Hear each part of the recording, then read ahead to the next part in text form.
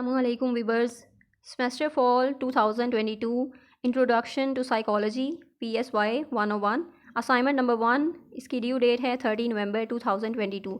20 marks का ये है असाइनमेंट। लेक्चर नंबर 3 से जो लिया गया है इसमें स्कूल ऑफ थॉट की बात की हुई है। और कौन से स्कूल ऑफ थॉट की बात कर रहे हैं? गेस्टॉल्ट लॉज की बात कर रहे हैं। गेस्टॉल्ट क्या होता है? Gestalt means configuration.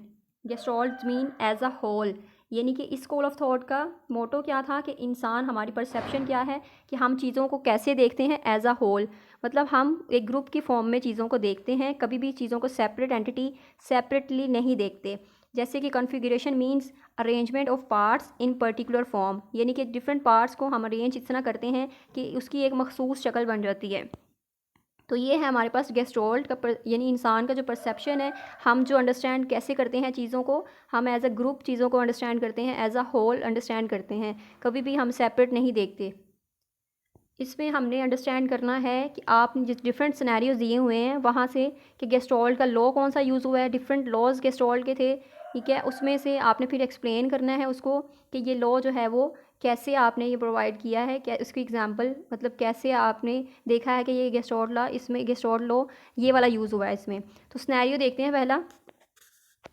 Ahmad thought that people who were talking to each other at the festival were groups of people, यानी अहमद ने क्या सोचा कि जो लोग फेस्टिवल में इकट्ठे बातें कर रहे हैं वो क्या हैं, एज अ ग्रुप हैं। तो ये फर्स्ट लॉ है उसका गेस्टॉल्ट लॉ में से, प्रॉक्सिमिटी, यानी जब आप क्लोज और नियर ऑब्जेक्ट्स को, जो बहुत ज़्यादा क्लोज ऑब्जेक्ट्स हैं ना आपस में, उसको हम परसीव कैसे करते हैं, एज अ ग्रुप। उसको हम ऐसे परसीव करते हैं, ऐसे लेते हैं जैसे वो क्या है, एक ग्रुप की फॉर्म में है, ग्रुप है एक। तो अहमद ने भी वही सोचा कि जो लोग आपस में खड़े हैं बातें कर रहे हैं वो क्या है, एक ग्रुप है। तो ये लॉ ऑफ प्रॉक्सिमिटी है। यहाँ इसको आप एक्सप्लेनेशन जो है वो इसकी अपनी वर्डिंग में करेंगे, क्योंकि किसी की भी सेम नहीं होनी चाहिए।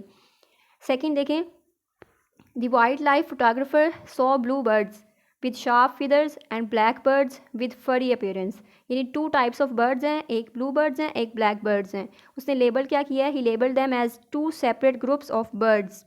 अब यहाँ पर देखिए कौन सा लॉ यूज़ हो रहा है, सिमिलैरिटी का, यानी जो सिमिलर चीज़ें हैं हम उसको एक सेपरेट ग्रुप बना देते हैं। उसने एक ब्लू बर्ड्स का अलग से ग्रुप बनाया और ब्लैक बर्ड्स का अलग ग्रुप बनाया, यानी कि चीज़ों की सिमिलैरिटी की बेस पे हम उसको ग्रुप बनाते हैं उसका। जैसे ब्लू कलर है तो ब्लू कलर की बेस पे हमने ब्लू बर्ड्स सारे एक तरफ कर दिए, एक ग्रुप बनाया उसका। और जो ब्लैक कलर क्या है, ब्लैक करेक्टरिस्टिक की बेस पे हमने ब्लैक बर्ड्स को एक ग्रुप में कर दिया। तो ये हमने 2 ग्रुप बना दिए बेस्ड ऑन दी सिमिलैरिटी, जो उनमें सिमिलैरिटी थी उसकी बिना पर। तो ये है लॉ ऑफ सिमिलैरिटी की, जिस पे हम ग्रुप बनाते हैं सिमिलैरिटी के बेस पे। थर्ड देखें, Sana saw some birds flying in a particular direction. Sana ने कुछ इस तरह के बर्ड्स देखे हैं जो कि एक पर्टिकुलर, एक मखसूस डायरेक्शन की तरफ जा रहे थे। She thought that they are a group, यानी उसने सोचा कि वो ग्रुप है। And all going to their home nest together, वो सारे अपने घर पे जा रहे हैं इकट्ठे होकर। तो ये क्या है, सना ने देखा। और ये है कॉमन फेट का लॉ, यानी कि कोई मुश्तरक अंदाज़ अपनाते हैं, जैसे कोई, यानी कि एक ही डायरेक्शन में मूव कर रहे हैं, एक साथ मूव कर रहे हैं। तो ये है law of common fate. Now fourth one, Amna was solving her geometry paper, she saw some lines that were disconnected, यानी कि आपस में कनेक्टेड नहीं है।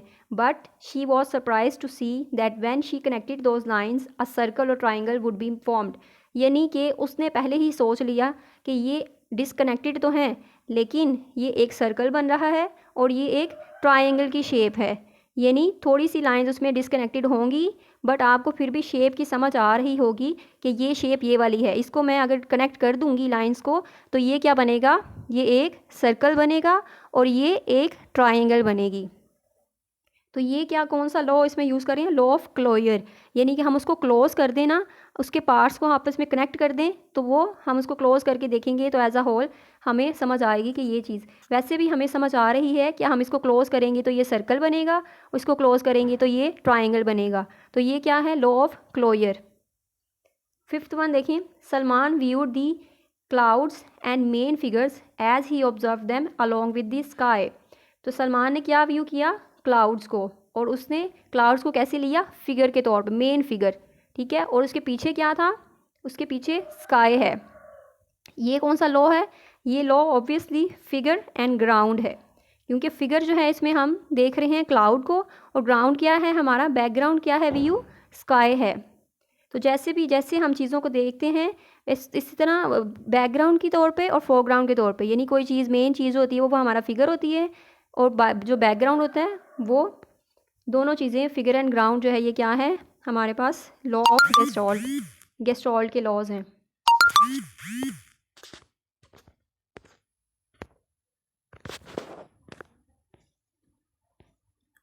आई होप कि आपको इन लॉज की समझ आ गई होगी। बहुत इजी हैं लॉज ये गेस्टॉल्ट लॉज ऑफ ऑर्गेनाइजेशन के, हम चीज़ों को कैसे ऑर्गेनाइज़ करते हैं, कैसे परसीव करते हैं, कैसे देखते हैं, एज अ ग्रुप कैसे लेते हैं, और कौन से ग्रुप्स हैं, कौन सी इसमें कौन से लॉज हैं, किस तरह देखते हैं हम हर चीज़ को।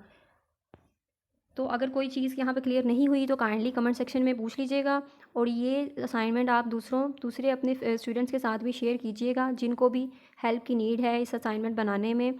और काइंडली अगर कुछ भी समझ आई है तो मेरी मोटिवेशन के लिए इस चैनल को सब्सक्राइब करें, लाइक करें एंड शेयर करें। Thank you.